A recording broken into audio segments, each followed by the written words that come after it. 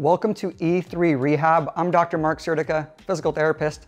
Today, I'm going to discuss rhomboid pain, why it's probably not actually your rhomboids, and recommend some practical lifestyle modifications and exercises to help. So let's get into it. Do you experience a deep, dull, aching pain along the medial border of your scapula or that area between your shoulder blade and spine? Have you tried stretching or rolling this area with a lacrosse ball or foam roller only to get temporary relief? Considering the location of the rhomboids, many individuals are led to believe that their discomfort originates from a strain or trigger point associated with these muscles. However, the rhomboids are rarely the culprit, so in order to find a long-term solution, we should take a step back and consider a more holistic approach. So if it's not your rhomboids, what is it, and why are you experiencing discomfort in this area? A landmark study by Dr. Ralph Cloward in 1959 applied stimuli to different aspects of the cervical intervertebral discs on conscious patients and had them report where they experienced discomfort. As you can see from the images, a common location for pain was in this interscapular area. Other studies have replicated this finding as it relates to the discs, such as Slipman et al. In 2005. And Dwyer et al. In 1976 is well known for stimulating the zygapophyseal joints in asymptomatic subjects and mapping their reported pain. The last consideration, and kind of the focal point of this video, relates to irritation of the lower cervical nerves. Now, you might generally associate this irritation with neck pain and this pain down the arm in a nice dermatomal distribution, but Murphy et al. 2009 found that this occurs in less than 2/3 of cases, and around 50% of people report pain in that rhomboid area. In fact, Tanaka et al. 2006 reported scapular region pain is generally the initial symptom in radiculopathy and can persist alone before the arm or finger symptoms develop. And in some cases, it might be the only symptom that ever really occurs. So although you might be experiencing discomfort in the rhomboids, that sensation is likely more of a secondary response. Also, I understand that issues with the neck or a nerve sound scary to a lot of individuals, but it doesn't mean that anything is damaged, pinched, etc. I just like to think of it as certain tissues being sensitive. Lifestyle modifications. A key tenet in rehabilitation is to modify the modifiable contributing factors. For example, if you're worried about experiencing a heart attack, your age and family history are non-modifiable risk factors. You can't change those. However, you can change your smoking, dietary, or exercise habits. Those are modifiable. In the case of the scapular pain, 3 aspects of your life worth examining are stress, sleep, and prolonged inactivity, as they might be contributing factors. However, I also understand that sometimes these things aren't really modifiable, secondary to unique circumstances like a newborn child or a deadline at work. Change what you can, don't worry about what you can't. And I know these things aren't sexy, quick fixes, but they're really important.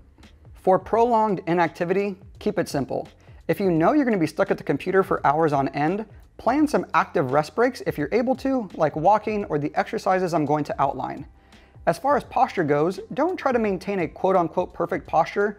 You might feel better sitting up tall, while someone else feels better slouching.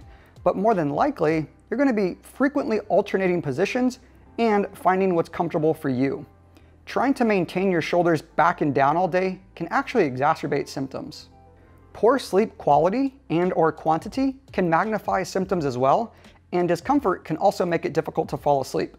Once again though, if your sleep is impaired for reasons out of your control, no worries. However, if it's impaired because you're drinking caffeine at night or staring at your phone in bed, those might be things worth changing. Now, if you can't get comfortable, this recommendation is similar to posture. There's not a perfect neck position, so explore options. Lying on the affected side, on the unaffected side, 1 pillow, 2 pillows, flat on your back, or head and neck elevated. There are various reasons why different positions can help alleviate symptoms for different individuals, but the most important thing here is making sure you're comfortable. Finally, stress can also increase the sensitivity of nerves, so if you notice your symptoms are triggered by high stress situations, you can try to alter the situation or your reaction to it. But if you can't, no big deal. Plenty of other things to focus on.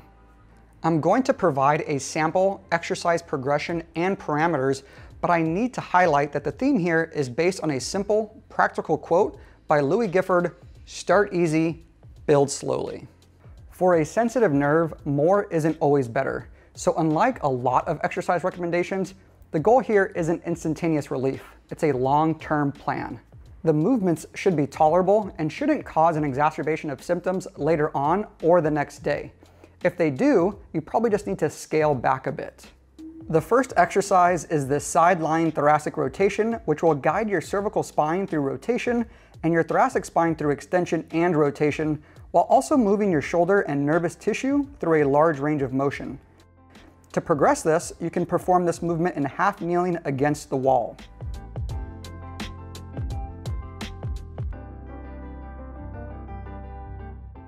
The second exercise is just a global cat-cow to take your cervical and thoracic spine through flexion and extension while moving your scapula into protraction and retraction.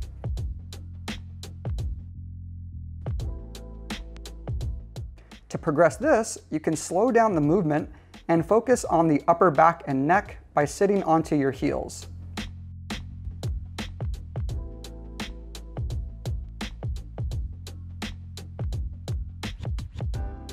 The last exercise is a serratus wall slide to take your shoulder through flexion and protraction using a foam roller or pillowcase. To progress, you can move to a weight-bearing alternative such as the dolphin pose.